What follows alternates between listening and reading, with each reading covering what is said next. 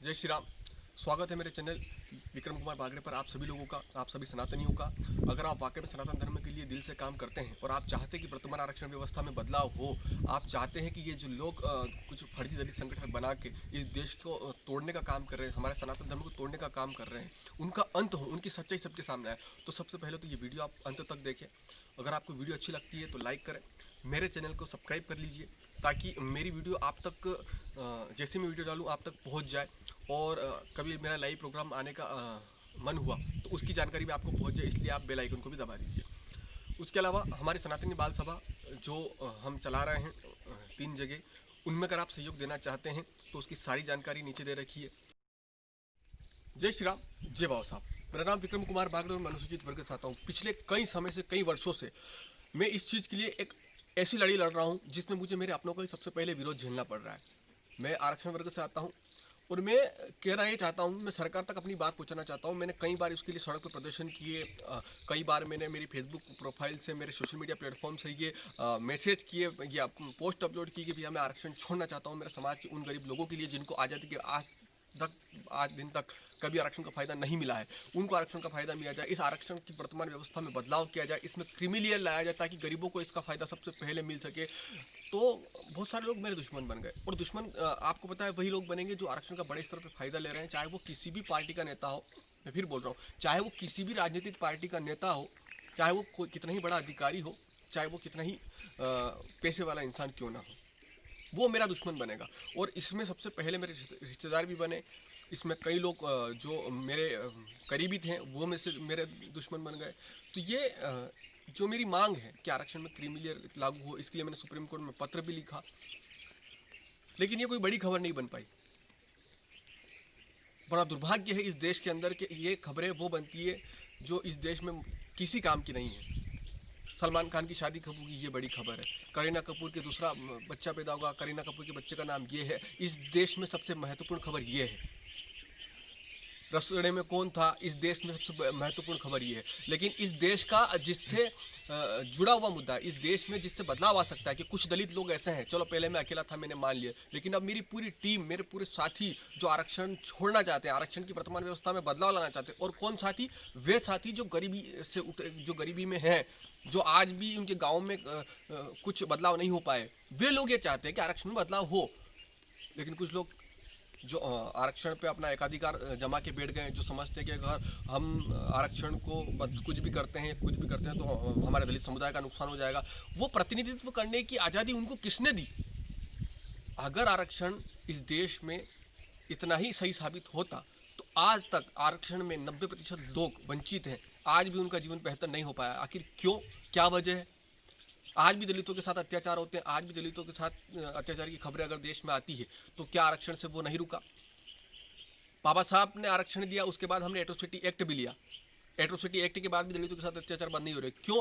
ये सारी ही एक राजनीति के हथकंडे हैं। मैं मानता हूँ कहीं कहीं अपवाद हो सकते हैं, लेकिन उन अपवादों का बैठ के प्रेम शांतिपूर्वक हल निकाला जा सकता है। हर अपराध के लिए सरकार ने एक सजा का प्रावधान बना रखा है। तो फिर आरक्षण में आप क्रीमी लेयर क्यों नहीं लाना चाहते? आरक्षण में अगर क्रीमी लेयर आ गया तो आप ही के गरीब समाज के लोग, यानी कि हमारे जो समाज के गरीब तबके के जो लोग हैं जिनको फायदा नहीं मिल पा रहा है, उनको आरक्षण का फायदा मिलेगा। इसमें आपको समस्या क्या है? जब इस देश में गैस की सब्सिडी छोड़ी जा सकती है तो आरक्षण में आने वाले जो मजबूत लोग हैं, जो सक्षम लोग हैं, वो अपने आरक्षण की सब्सिडी को नहीं छोड़ सकते? क्या वो ये नहीं कह सकते? अगर कोई सांसद, कोई विधायक हैं जो खुद को हिंदूवादी पार्टी का बताते हैं, खुद को बड़ा हिंदूवादी बताते हैं, तो सनातन धर्म में आज जो आरक्षण की वजह से हो रहा है उनको पता नहीं है, तो क्या वो आगे आकर ये नहीं बोल सकते कि हाँ मैं ये आरक्षण को सिर्फ राजनीति में रखूंगा, बाकी सरकारी नौकरी में और सरकारी छात्रवृत्ति में या पढ़ाई में मेरे बच्चे आरक्षण का फायदा नहीं लेंगे, मैं मेरे परिवार सहित सरकारी नौकरी और सरकारी शिक्षाओं में आरक्षण छोड़ रहा हूँ? क्या ये कमिटमेंट वो नहीं कर सकते? जब रेलवे में यात्रा करने वाले बुजुर्ग अपनी सब्सिडी छोड़ सकते हैं यात्रा की देश हित में, तो क्या हमारे जो लोग हैं जो सक्षम हो चुके, जो आरक्षण में आते हैं, वो ये सब्सिडी नहीं छोड़ सकते? आपको राजनीतिक आरक्षण रखना है, रखिए, क्योंकि राजनीतिक आरक्षण अलग है, प्रतिनिधित्व का आरक्षण वो हमें अलग दिया गया। लेकिन जो सरकारी नौकरियों में जो आरक्षण है, जो सरकारी बाकी अन्य जगहों में जो आरक्षण है छात्रवृत्तियों में, उसको तो आप छोड़ सकते हैं। आपको जरूरत क्या है? कुछ लोग बोलेंगे उनको तो वैसे ही नहीं मिलता, ये नहीं मिलता। अरे वैसे नहीं मिलता है तो आप बोल क्यों नहीं देते हो? और किसने कहा नहीं मिलता? मैंने सांसद के बेटे को बहुत इंजीनियरिंग कॉलेज में या यूँ कहें कि डॉक्टरी मेडिकल कॉलेज में मैंने उनको देखा आरक्षण का फायदा लेते हुए। आप झूठ क्यों फैला रहे हैं? आप किसके किसकी तरफ है? आप गरीब की तरफ हैं। चलो ठीक है, आपको गरीबों से तकलीफ है, तो आप क्रीमी लेयर लगाइए ना, एससी के अंदर ही आप क्रीमी लेयर लगाइए, यानी कि इस अनुसूचित वर्ग के अंदर आरक्षण में ही आप आर्थिक स्तर लागू कर दीजिए, जिससे कि जो दबा हुआ दलित है, जो अत्यंत दलित है, वो ऊपर आ जाएगा और उसको आरक्षण का फायदा मिल जाएगा। अगर आरक्षण देना ही है तो इस पद्धति से दीजिए। लेकिन ये खबर मुझे पता है, मैं सुप्रीम कोर्ट तक भी मैंने पत्र भेज दिया, मैंने सरकार, मुख्यमंत्री, प्रधानमंत्री, राष्ट्रपति, सबको पत्र भेज दिया, लेकिन ये खबर नहीं बनेगी। मुझे पता है इस देश में दूध को बिकने के लिए घर घर जाना पड़ता है, मदिरा को बिकने के लिए कहीं नहीं जाना पड़ता है, सारे लोग उसके पास आ जाते हैं। इस देश में जितनी जल्दी झूठ फैलता है उतनी जल्दी सच नहीं फैलता, और मुझे इसका कोई दुख नहीं है, मुझे इसकी कोई तकलीफ नहीं है। मैं आज 5 साल से ये लड़ी लड़ रहा हूँ, मेरे कई दुश्मन बने, मुझे जान से मारने की धमकी भी दी गई, मेरे घर पत्थर भी भिगवाए गए, लेकिन मैं फिर भी ये चीज़ को सहन कर रहा हूँ। मैं एक बहुत गरीब नहीं कहूँगा अपने आप को, मैं एक बहुत मध्यम वर्गीय परिवार से आता हूँ।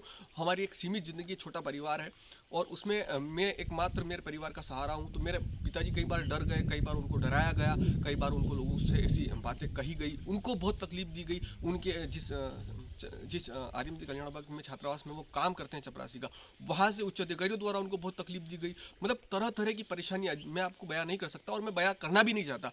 ये लड़ाई मैंने जब शुरू करी थी तो मुझे ये अच्छे से पता था कि इसमें किन किन चीज़ों का मुझे सामना करना पड़ेगा। उसके लिए मैं मानसिक रूप से भी तैयार हूँ और शारीरिक रूप से भी तैयार हूँ, और दोनों ही जगह मैंने बहुत लड़ाइयाँ लड़ी है अपने स्तर से, तो मैं उस चीज़ के लिए तैयार हूँ। लेकिन मैं ये कहना चाहता हूँ कि इस देश में जो लोग बात करते हैं हिंदुत्व की, जो लोग बात करते हैं बदलाव लाने की, वो क्यों इस समय साथ नहीं दे पाते हैं?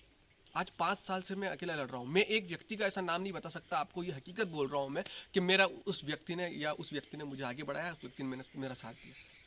मेरा साथ किन लोगों ने दिया? जो सच्चे सनातनी थे, जिनका मेरे जैसा स्तर था, उन लोगों ने मेरा साथ दिया। और आज उन्हीं लोगों की वजह से मैं हमेशा बोलता था कि आरक्षण से पहले शिक्षा है, आरक्षण से पहले शिक्षा है। आज उन्हीं लोगों की वजह से, उन्हीं सनातनियों की वजह से मैं शिक्षा पे काम कर रहा हूँ। मैं कई 350-500 आदिवासी बच्चों को शिक्षा दे रहा हूँ, या मेरे माध्यम से मेरे दोस्त लोग मिल के उनको शिक्षित कर रहे हैं। उनके लिए पुस्तकें, उनके लिए कपड़े, और ये सब हम एक तरीके से कर रहे हैं, क्योंकि हमारा कोई आर्मी बनाने का मकसद नहीं है, मेरा कोई संगठन बनाने का मकसद नहीं। इसलिए मैं आज दिन तक कभी किसी राजनीतिक संगठन, किसी गैर राजनीतिक संगठन, किसी से नहीं जुड़ा हूँ। मैं स्वतंत्र हूँ, और मैं स्वतंत्र रूप से काम कर रहा हूँ, सिर्फ सनातन धर्म के लिए काम कर रहा हूँ। मेरा एकमात्र मकसद है इस राष्ट्र को मजबूत करूँ, और मेरी समाज के लोगों को शिक्षित करूँ, और उनको आत्मनिर्भर बनाऊँ।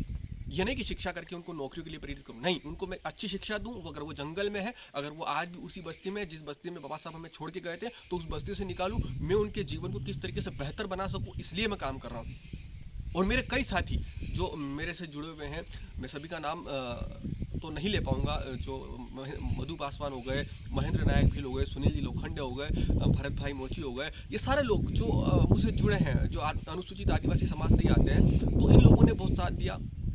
ये भी कर रहे हैं अपने स्तर से जितना हो सकता है, मैं भी कर रहा हूँ।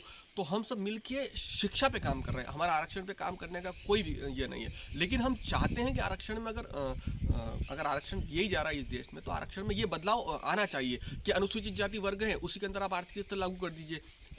इसको आप यूँ कहें कि आरक्षण में क्रीमी लेयर लागू कर दीजिए, ताकि उसी वर्ग के गरीब लोगों को इसका पहला फायदा मिल सके। लेकिन कुछ लोग जो आरक्षण पे अपना एकाधिकार जमा रहे हैं, जो ये चिल्ला चिल्ला के कह रहे हैं कि हम दलितों के प्रतिनिधित्व करते हैं, हमसे दलित समुदाय है, और हम ही मतलब जो चाहेंगे वो कर सकते हैं आरक्षण में, या आरक्षण में आने वाले लोगों के लिए। तो ये कहीं ना कहीं ये गलतफहमी पूरे समाज को दूर करना होगी, क्योंकि इससे लोग आपकी धार्मिक आज़ादी छीन रहे हैं। वो बोलता है कि हम सनातन धर्म को नहीं मानते, दलित अलग है, आदिवासी हिंदू नहीं है, दलित हिंदू नहीं है। तो ये जो भावनाएं, जो भ्रांतियां इस देश के अंदर फैला रहे हैं, इसको दूर करने के लिए उन सारे ही दलित नेताओं को, उन सारे ही दलित संगठनों को, उन सारे ही दलित व्यक्तियों को आगे आना होगा, जो सनातन ध्वजा हाथ में लिए चलते हैं, जो सनातन धर्म के लिए जीते मरते हैं, जो वाकई में राजनीतिक स्वार्थ के लिए धर्म से जुड़े हुए नहीं है, जो राजनीतिक स्वार्थ के लिए सनातन धर्म के संगठनों से जुड़े हुए नहीं है, जो सिर्फ सनातन धर्म के लिए कार्य करते हैं। उन लोगों से मैं निवेदन करूँगा कि इस आवाज़ को बुलंद करें, आरक्षण में या तो क्रीमी लेयर की व्यवस्था लागू करें, या अनुसूचित वर्ग के अंदर ही आर्थिक स्तर लागू करें आरक्षण का, ताकि एक बदलाव हमें दिख सके। और ये बदलाव एक सकारात्मक बदलाव होगा, उस दिशा में बदलाव होगा जिस दिशा में हम भारत को विश्व गुरु बनता हुआ देख सके। क्योंकि अगर आरक्षण की लड़ाई से ही हम अंदर अंदर जूझते रहे, तो ये गृह युद्ध मुझे लगता है कि आने वाले समय में हमारे देश के अंदर बहुत बहुत बहुत ज़्यादा नफरत पैदा कर देगा, जिसका मैं आपको बता नहीं सकता कि इस देश में क्या कुछ नहीं होने वाला है। अगर आज हम नहीं समझे, और आज मेरा ये वीडियो मैंने बना दिया, उसके बाद अगर हम इसको 1 साल बाद 2 साल बाद भी देखें, और अगर हम उस समय भी इस वीडियो को सुनेंगे, या उस समय भी इस वीडियो को आप देखेंगे या सुनेंगे, तो आपको लगेगा कि ये बात उस वक्त भी सही थी जब मैं वीडियो बना रहा था, और आज 2 साल बाद भी ये जो बात है ये बिल्कुल सही है। तो आरक्षण में क्रीमी लेयर की व्यवस्था बहुत ज़रूरी है इस राष्ट्र के लिए, इस धर्म के लिए। तो मैं उन सारे ही लोगों से ये निवेदन करूंगा जो अनुसूचित वर्ग में आते हैं, जो आदिवासी वर्ग में आते हैं, कि आरक्षण में क्रीमी लेयर की इस आवाज़ को बुलंद करें, और जितना हो सके ये मत सोचिए पहले विक्रम ने स्टार्ट किया तो हम क्यों करें, ये क्यों करें। देखिए, मैं 5 सालों से इस चीज़ में लड़ रहा हूँ। मैं कई बार मैंने धरना प्रदर्शन किया, कई बार मैंने पत्र लिखे लोगों को आरक्षण में क्रीमी लेयर के लिए, लेकिन मुझे पता है नेताओं के पास जा के मैं बदलाव नहीं ला पाऊँगा। जब तक आप सारे लोग इस चीज़ में साथ नहीं देंगे, जब तक ये एक जन आंदोलन नहीं बनेगा, तब तक बदलाव की उम्मीद नहीं है। तो सरकार तक मेरी ये आवाज़ पहुंचाने के लिए मेरा साथ दीजिए, आरक्षण में क्रीमी लेयर लगाने के लिए मेरा साथ दीजिए, सनातन धर्म में जो ये लोग नफरत पैदा कर रहे हैं उसमें मेरा साथ दीजिए।